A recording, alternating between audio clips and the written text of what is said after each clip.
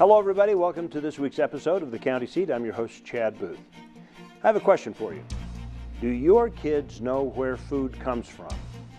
If they answer the store, then they are part of a growing trend of disconnect between our food supply and the consumer.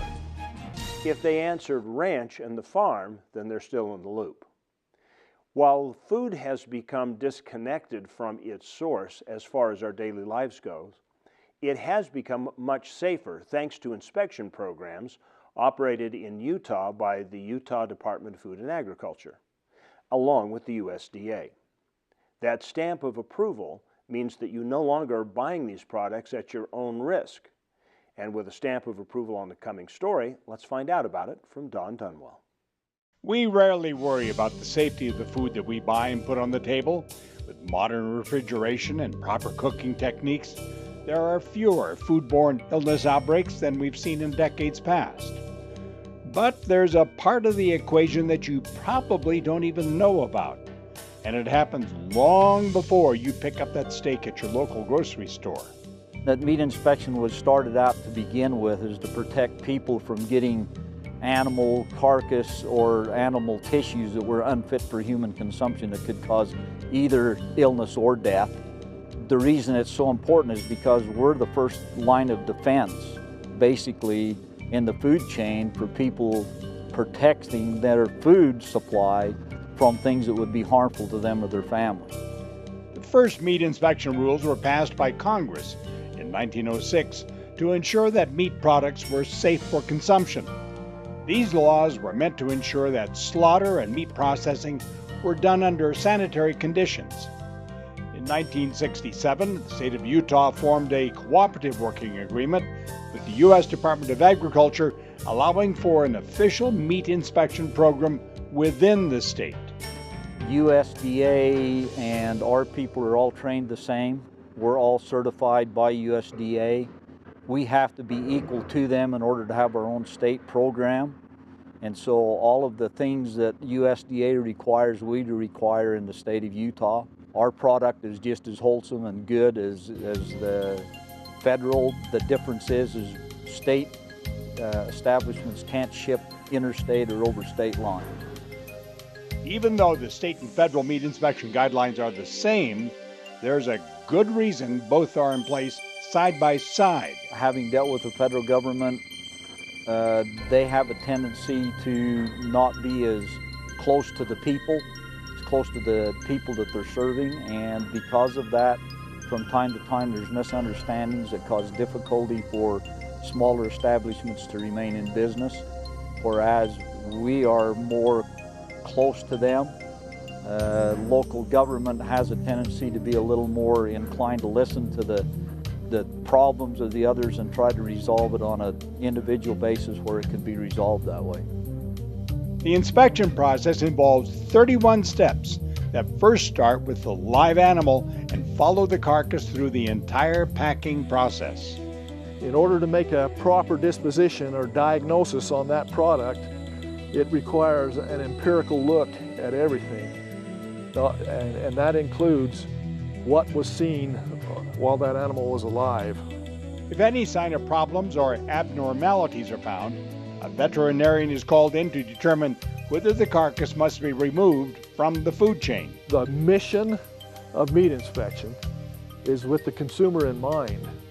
And that is so that when that consumer picks up a package of a meat product and it says inspected and passed, that they can be assured that that is a wholesome, nutritious, and most importantly, tasty product. Meat inspection is a seamless process that happens in the background, but is a key component in keeping the families of Utah healthy and safe. For the County Seat, I'm Don Dunwell. Thanks, Don, for that report. When we come back, we will continue our conversation about meat processing in Utah and the broader impacts of cattle on the communities across the state. Stay with us. We'll be back with the County Seat in just a moment.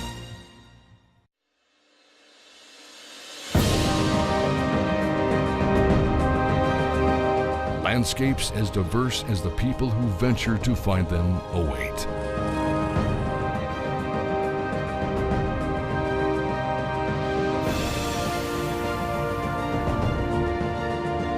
All you have to do is find a place to begin.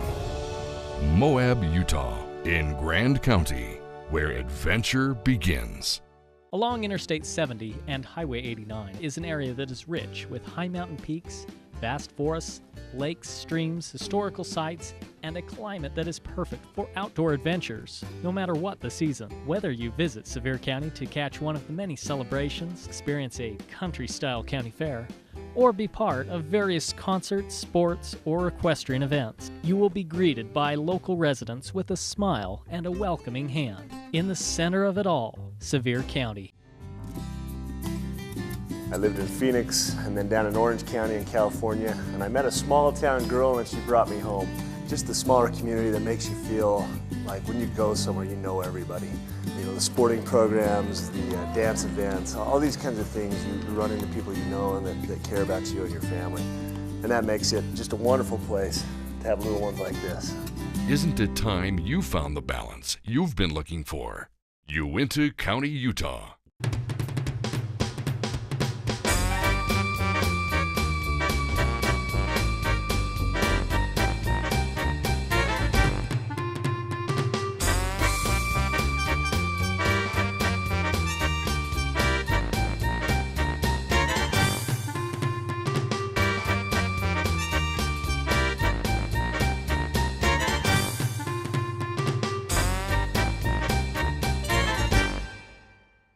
Welcome back to the county seat. Our topic today is the meat processing industry in the state of Utah, the impact it has on local economies, the state economy, and on your dinner table. Joining us for our conversation, Randy Parker, the CEO of the Utah Farm Bureau Federation. We have Russell Holt, who is the Assistant Manager of Meat and Poultry for inspection for the Utah Department of Agriculture and Food, and Del Lefevre, who is a Garfield County Commissioner and a cattle rancher in Garfield and Kane County. Well, thank you for joining us today. Thank you. And Del, I see you came complete with your genuine cowboy hat. I've got my Sunday best on. I would like to start the conversation by just talking a little bit about the ranching process, from ranching to processing plants, and talk about the economic benefit of ranching and grazing in the state of Utah. Well, agriculture is a big part of the Utah economy. When you figure Utah food and agriculture contributes about $17 billion to the state's economy, that's about 14% of the total GDP. Livestock and the cattle industry make up about 1/3 of that. It's our largest single sector of the agriculture economy. When you drill that down to ranches out in rural Utah, a 500 cow mama cow-calf operation will contribute about $1 million based on today's cattle prices. Cattle prices are up, and that has to do a lot with the inventory of cattle out there across the country. We're at a 60-year low right now, and we can talk more about why we're there.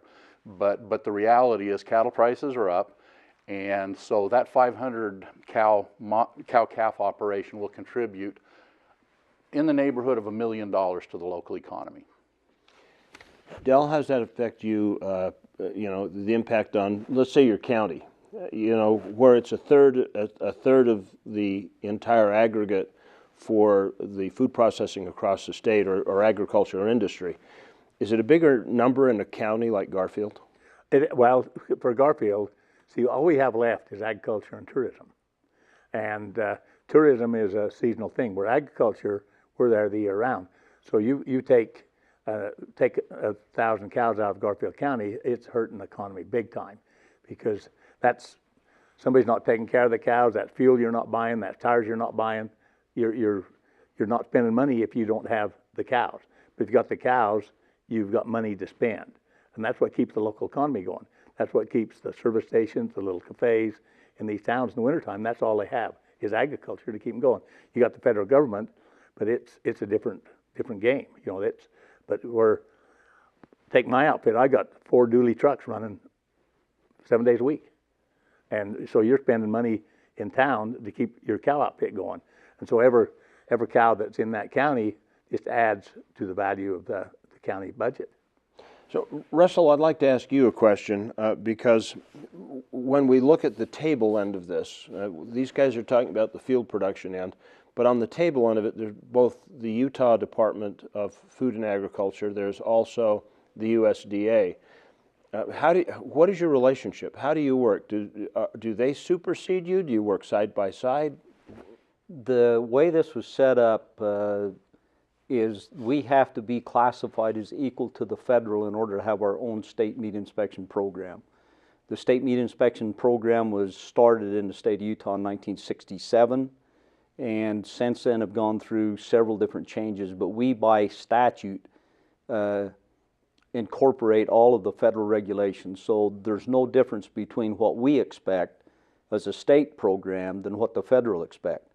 The main difference is if it's a state inspected facility, they can only sell their product within the state of Utah. We do have a program called the Talmadge-Aiken program that is manned by state inspection people, but they use a federal inspection legend that allows them to ship across state lines or to even export outside the state of Utah or the United States. From a statutory in-state, you're considered equals. Do you consider them equals as departments? They probably are equal, but I just don't like all the federal regulations they have in the meat industry. Well, do you think that is for meat safety or to harass the ranchers? I think it's harass the ranchers. Well, and let's go there just a little bit Okay, since it's been let's do opened it. up, Chad. If you look at Utah, the cattle numbers in Utah over the last decade, since 2002, we've lost 120,000 head of cattle on the inventory. We're down from 920,000 mama cows in our inventory to about 800,000 over a decade. If you take that number that I told you about, 500 head of cattle contributing $1 million, we're talking about almost $200 million that's been pulled out of the rural economies of the state. And I would argue that a lot of that has to do with heavy-handed regulations on the farms, on our grazing permits. People are just throwing their hands in the air and saying, hey, it's not worth it. We're losing. Now let's take that to the consumer.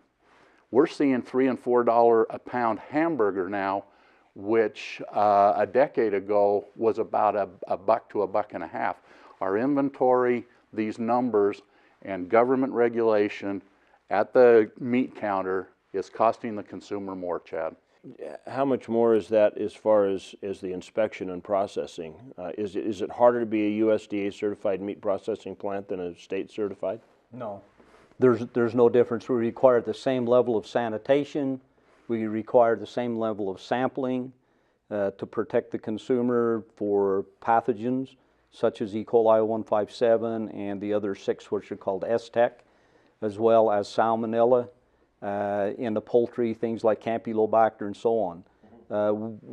Our regulations are no less stringent than are the federal. I think the advantage we have is we're closer to the people.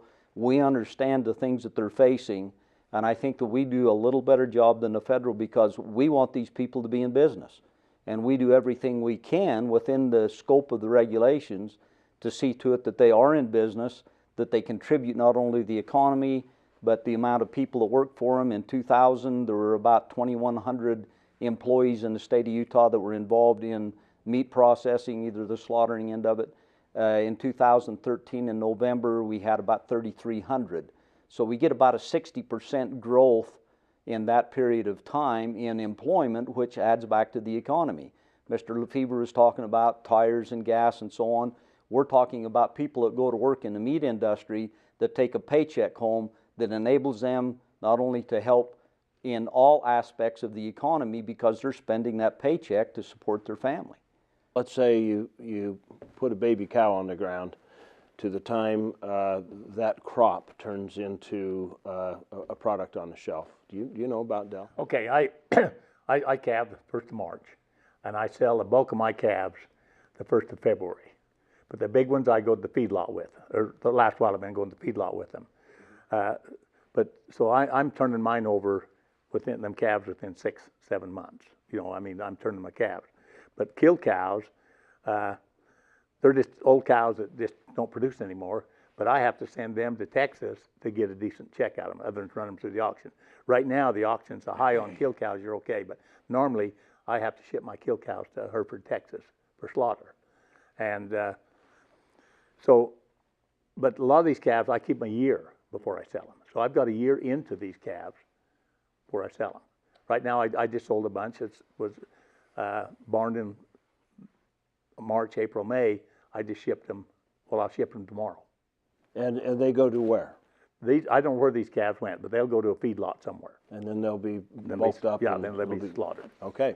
Well, stay with us. We'll be right back with more of the County Seat. A very interesting conversation on the cattle industry, meat processing, and the standards and safeguards we take here in the state of Utah. We'll be right back. ATV? Check. Four-wheel driving? Check. Bouldering? Check. Mountain biking? Check. Hiking? Check. River rafting? Check. Adventure is about more than just crossing activities off of a list, but hey, if you can find a place that gives you everything you're looking for, all the better. In Emery County, you'll find the San Rafael swell, trails, lakes, and the small-town hospitality you're looking for. San Rafael Country, in the heart of Utah. Visit us and check something off your list. Color. It's something that can be seen. But have you ever wanted to reach out and touch it? Experience it. In San Juan County, Utah, color comes to life like nowhere else on earth. Color can be more than an abstract. Color can be your gateway to a new world. Visit San Juan County and explore the past, present, and future in a way that you've only dreamed of. San Juan County. Color your experience. I lived in Phoenix and then down in Orange County in California, and I met a small town girl and she brought me home. Just the smaller community that makes you feel like when you go somewhere you know everybody. You know, the sporting programs, the dance events, all these kinds of things, you run into people you know and that care about you and your family. And that makes it just a wonderful place to have little ones like this. Isn't it time you found the balance you've been looking for? Uinta County, Utah. Welcome back to the County Seat. We are talking about the meat processing industry here in Utah. We left the last segment with Del mentioning the amount of time that he spends with a cow on the ground from the time it literally lands on the ground at birth, and that 18 to 20 month period there, or year period, 6-7 months. How do you add the feedlot and meat processing time? So from first arrival on the ground to the time it shows up on the shelf, Russell, what would that time frame be? Well, generally, when you're feeding cattle, you want to get them in on feed as soon as they have enough size so that you're not pushing them too hard. But generally, between 18 and 20 months is the time that they're ready for harvesting, and they would go to a harvest plant and be processed and end up on people's plates. We had a chance, obviously, as you've seen in the show, to tour a small local plant. If it were up to federal regulation, would those plants be able to prosper in the state of Utah? Though the plant that you visited would probably be able to do that, but the bulk of the places that we provide inspection to would probably not survive a federal takeover. If the state of Utah lost its equal to status to the federal, and the federal came in and took over, and that's happened in other states. What we would see is the federal give them a small length of time to bring some of the things that we work with them on. It doesn't affect food safety, but the facilities themselves. Many of our small operators would not be able to invest that amount of money in a lump sum to bring them up to what the federal would classify as being the plant that it should be. And so we would probably lose a third to a half of our smaller plants. Okay, well, so let me convert this over to the ranching side, Del. You know, somebody would probably say, well, why bother? I mean, we've got refrigerated trucks. So what if you have to send the cattle to Texas or to Kansas City for slaughter and have the product come back? You know, they've got refrigerated trucks that can leave as a cow and come back as a steak. Okay, right now, the truckers are charging $4 a mile to haul this beef. Whether it's dead or alive, that's still $4 a mile. And so you add that $4 a mile onto your consumers who's going to pick that tab up in the end, the guy buying the beef in the grocery store. But it'd be a lot simpler because you take shrink. If I ship a herd of cows to Hereford, Texas, I'm going to take shrink on them cows because you don't have them on a truck for 1,000 miles without them losing weight. Mm-hmm. So I'm on the hoof, I'm losing there. And so, but if you had a pack plant close and had the market, we could feed a lot more cattle, right? Sevier County's got lots of farm ground. And Superior County's got some big feedlots, or could have. But right now, they're shipping them other places to the feedlot. So you'd have another economy, local economy right there in Superior County, and Delta could do it if you had a kill plant and a market for the beef after they killed it. That's the big thing, is the market. We checked in this organic beef in the kill plant one time, and it just wasn't, the numbers wasn't there. So you're shipping your cattle to Texas currently? I'm shipping my kill cows to Texas. And how much does a load cost you? $4,000. How much do you make off of them? I can still make $3,000 on a good load. So if I didn't have to pay that freight, I can make $7,000. And $7,000 in my operation is a lot of money. To stay economically viable, our kill plants here in the state of Utah are having to go further out to bring them in, and that's a cost to everybody, the rancher, the kill plant, and ultimately to the consumer. Is part of that equation the fact that AUMs are being restricted and lost, and we're actually losing the ability to produce cattle? I absolutely believe so. We have challenges like right now down in Beaver and Iron County. The BLM is telling ranchers to plan on 40 to 50% cuts in their numbers because they've allowed the horse population to get out of control. So as they come in and say you're going to have to reduce your grazing permit, that has a huge impact on cattle numbers and on the local economy. Absolutely. We've lost 1,000 cows out of the monument since it came into existence. Wow, that's quite a bit. Well, we're going to take a break. We'll come back for a conclusion of the show on the meat processing industry and cattle in Utah. Stay with us. It's been a very good conversation. It will continue to be when we come back. So, what brings you to town? What brings anyone to St. George? A couple rounds of golf, a little relaxation. What, is that all? Is there more?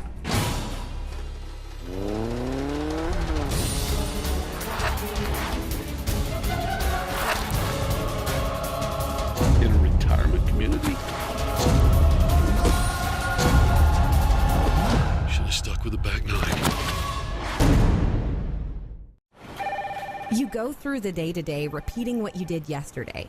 Don't you wish you could access that piece of your life that's missing? Find the beauty, serenity, family fun, or anything else that's missing from your life in the Cedar City, Bryan Head area. Gain access to your adventure, whether it's camping, hiking, the arts, festivals, or just a getaway. Visit ScenicSouthernUtah.com for details on all the adventures that you can access in scenic Southern Utah. Have you ever wanted to recreate the world around you? Add some excitement, culture, adventure? Well, there's no need to remake the world when that perfect combination already exists. Just remember 4 words. Welcome to Weber County.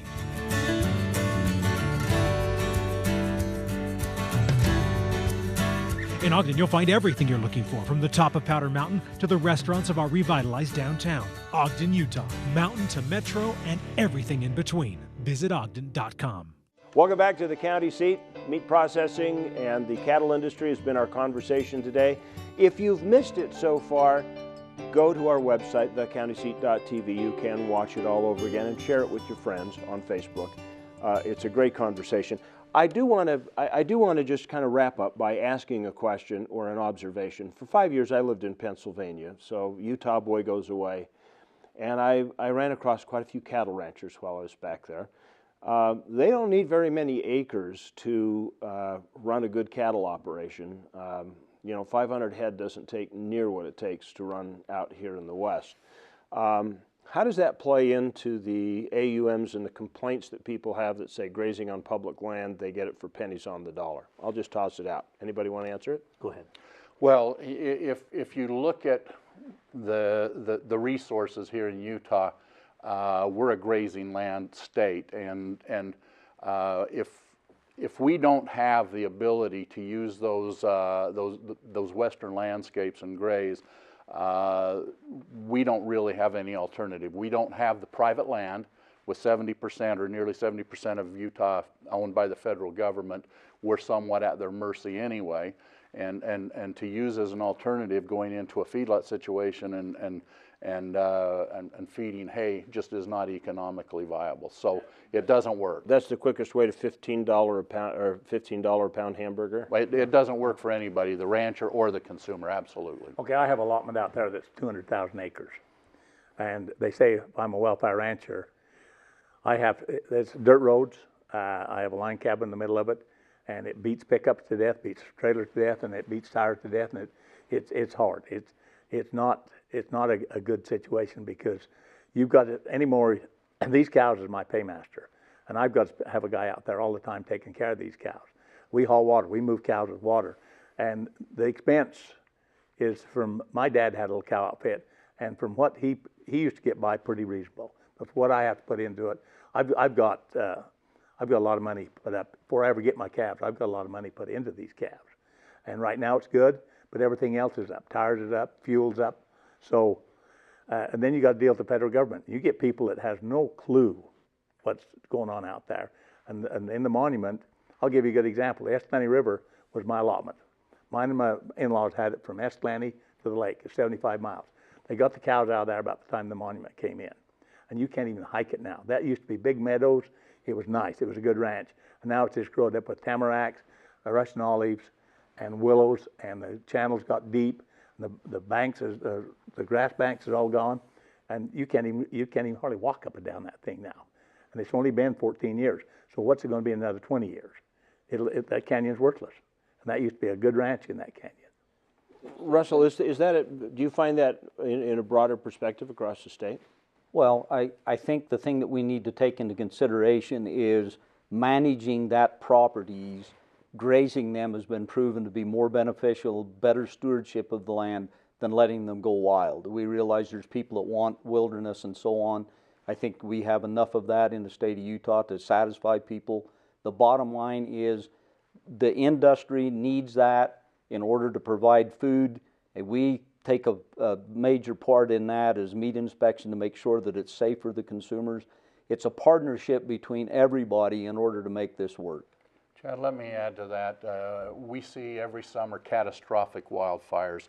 The best management tool that the government agencies that manage these lands can have on that is grazing livestock. If they're managed properly, the lands are better served.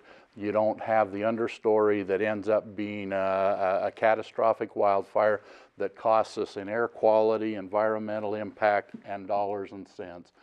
And you know what? Grazing off that forage provides meat protein that we all enjoy, and at a reasonable price. You know, part of the conversation that's happened today is relating to other topics that you have seen on the show. And that's what's so important about the county seat, is that you have this opportunity to see how things that affect the state are related. As an example, during our conversation today, we talked about wildfires, and we recently had an episode on that, and the situation with wild horse management and its impacts on grazing. All things that have a critical effect on both urban and rural residents of the state. We thank you for inviting us in your home today to watch the county seat. We appreciate your comments. You can share them on Facebook and on Twitter. We ask you to like us and share us with your friends, and we will look for you next week on the county seat. If you like this video, then we invite you to subscribe to our channel, The County Seat. You can do that here, and we invite you to share with your friends. We also invite you to get all the latest up-to-date information by following us on our social media channels. And if all else fails, make sure that you watch the county seat Sunday morning at 8:30 right here on ABC4 Utah.